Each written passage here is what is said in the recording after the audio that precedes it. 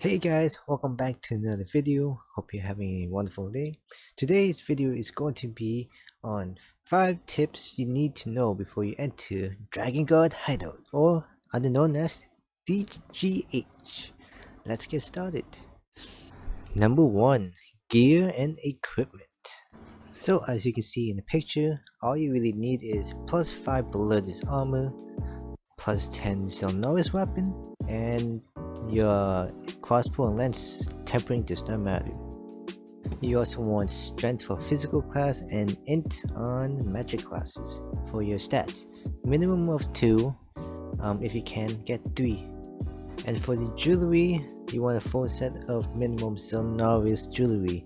The best you can get is Yatman at the moment. For physical class, you want physical attack percentage on your necklace and health percentage on your rings. For magic class, it's magic attack percentage and HP percentage on your rings. Unless you're a wizard, then you want mana percentage. For the seals, you want either Pegasus or Antares or both. It doesn't matter, they're both basically the same thing. This is for basically starting DGH. Megami and Commutaurs is for magic class, and Dark Pegasus and Furious is for physical class. Why? Because one has int, one has strength.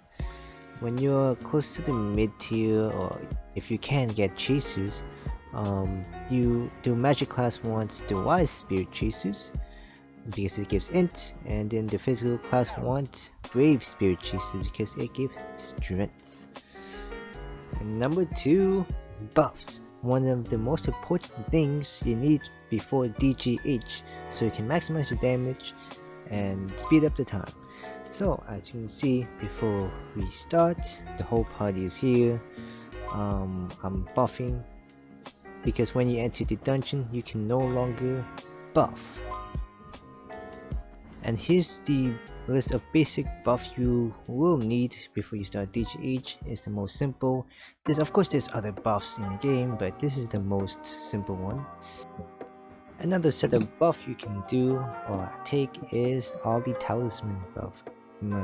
As you can see in my booster bag, once I open it, there's a bunch of talisman. And here's the list of all the talismans. Well, not all of it, but the most basic one. I cut it down to 3 categories: the 3 days one, the 30 days one, and the other one. So these 3 you have to buy constantly every 3 days, including the Devil's Mask. Never forget the Devil's Mask. And then the 30 days one you can buy from the lower shop in item section. It's costly, but it lasts for 30 days.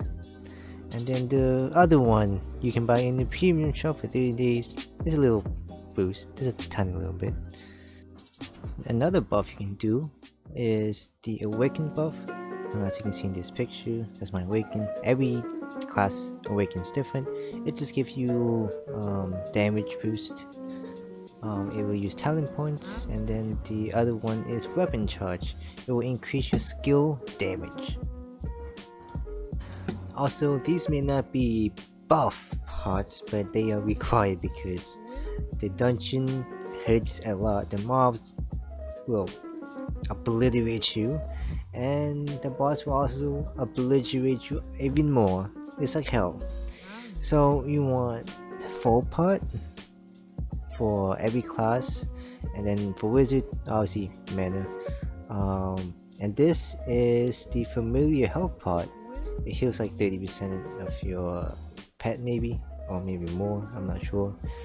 But your pet also dies a lot, so make sure you have familiar health pots and stamina in case they die. These are optional health pots, small amount, but it will save you a tiny bit. Mana pot, depends.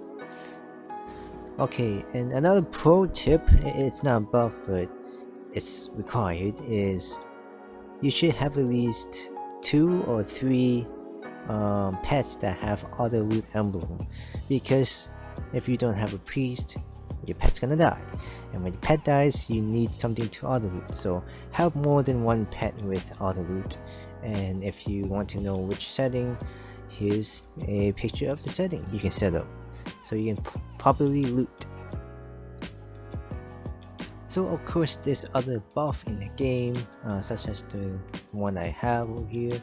There's also familiar buff, there's also a stand buff for more damage, defense, but the one that I showed you, the potions and the talismans, devil mask of course, and of course the skills that give you DPS, which is the awaken skill and the weapon charge, as you can see over here.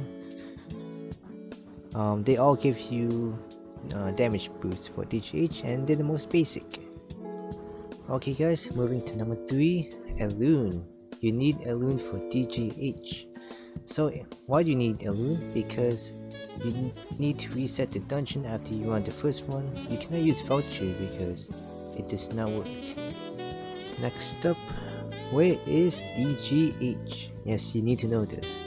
So you have to go take a shrine to Timnan Valley and then go to the world shrine. Once you enter the world shrine, you have to go all the way south of Timnan. There will be a big waterfall that's covering the cave, and once you look around you can see the entrance somewhere. It's a little cave, and here's the entrance, and that's the cave. It's covered with waterfalls, so you might miss it. I missed it many times when I was a noob. Another way to go to DGH is warp passes, which you can buy here. It does work. Let me show you that it works. Boom, and buy some. Alright, have enough. And time to. Okay guys, and the final thing you need to know before you start DGH is all about timing. What day can you do it? What time can you do it? If the party has a set schedule to do it. For me, my party usually starts around 8 o'clock in the morning. Another party starts at 11:30, and at night time 7 o'clock. Why do one doing DGH in a I don't know. And yeah, timing, and just make sure you do everything you need to do. Make sure you eat, prepare. That's timing, because DGH will take 30 minutes to an hour to do. That's per run, so it could take around an hour to 2 hours to do DGH. So just be wary of the time. So that is the top 5 tips I can give you before you start DGH and how to prepare. I hope you guys enjoyed the video and have a wonderful day.